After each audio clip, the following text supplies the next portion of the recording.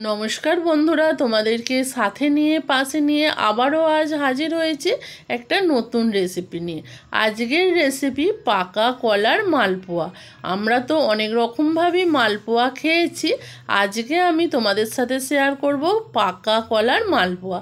তাহলে চলো বন্ধুরা দেখে নেওয়া যাক। এখানে পাকা কলার মালপোয়া বানানোর জন্য প্রথমে নিয়ে নিয়েছি এখানে হাফ বাটি চিনি, 1 বাটি সুজি আর বড় বাটির 1 বাটি ময়দা, আর এখানে পাকা কলা নিয়ে নিয়েছি 4 পিস।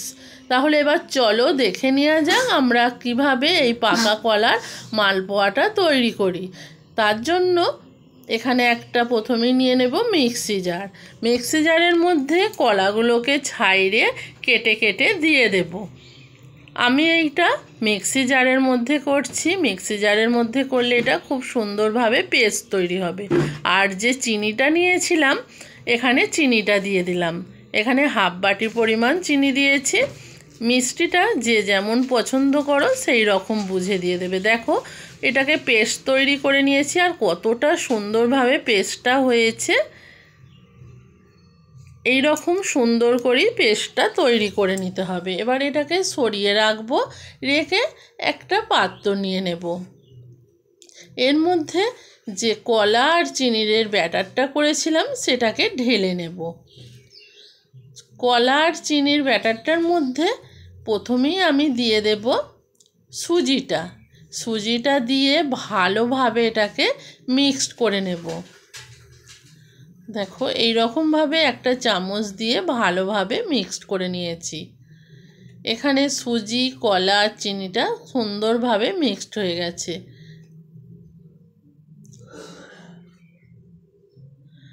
আর অল্প অল্প করে এটাকে দিয়ে দিয়ে মিক্সড করছি, একবারে সমস্তটা তো দিইনি। আগে একটু দিয়ে মিক্সড করে নিয়েছিলাম, আবারও একটু দিয়ে দিলাম, দিয়ে মিক্সড করে নিলাম সুজিটাকে। সুজিটা খুব সুন্দরভাবে মিক্সড হয়ে গেছে। এখানে একটা জিনিস খেয়াল করবে, সুজিটা যেন না দলা পাকিয়ে যায়।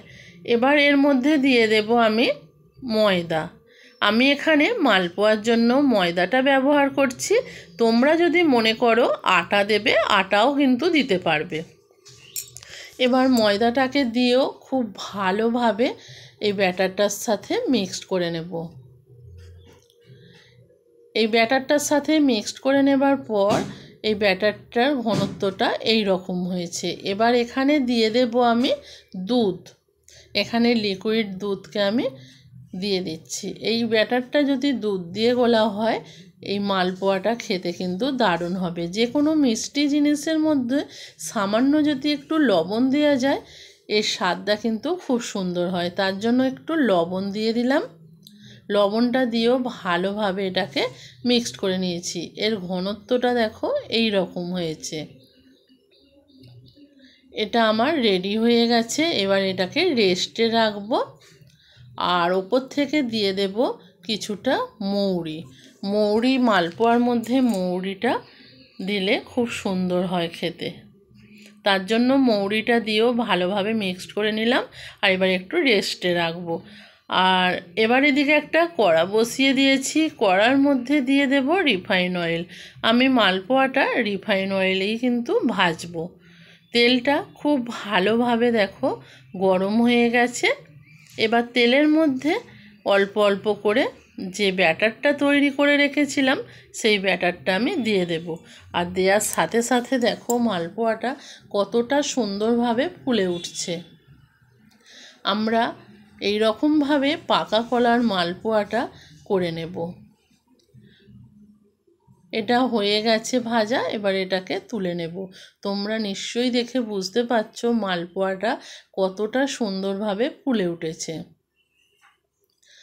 এটাকে তুলে নিলাম। আবারও তেলের মধ্যে দিয়ে দেব আমি, দিয়ে একই রকমভাবে ভেজে নেব।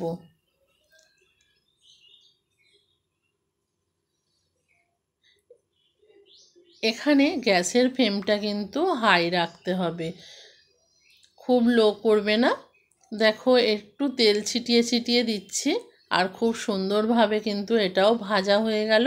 এবার এটাকেও তুলে নেব।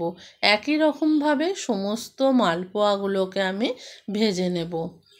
কলা অনেকেই খেতে পছন্দ করে না, কলার একটা পিচ্ছিল ভাবের জন্য অনেকেই কিন্তু কলা খেতে পছন্দ করে না। যারা কলা খেতে একদমই পছন্দ করো না, তারা এই রকমভাবে যদি কলার মালপোয়া বানিয়ে খেতে পারো, দারুণ লাগবে।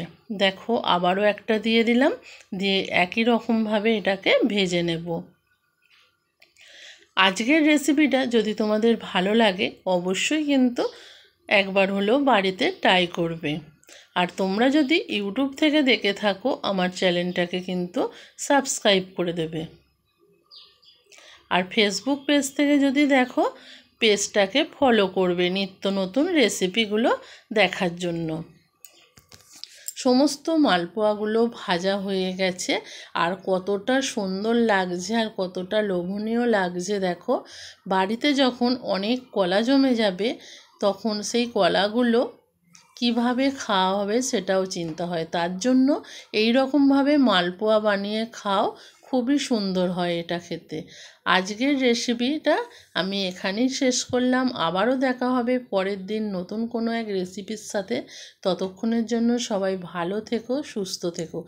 চলো একটা মালপোয়া তোমাদেরকে কেটে দেখাই ভিতরটা কেমন হয়েছে। দেখো একটা মালপোয়া তোমাদেরকে কেটে দেখালাম, কতটা সুন্দর হয়েছে। আজকের মতো টাটা।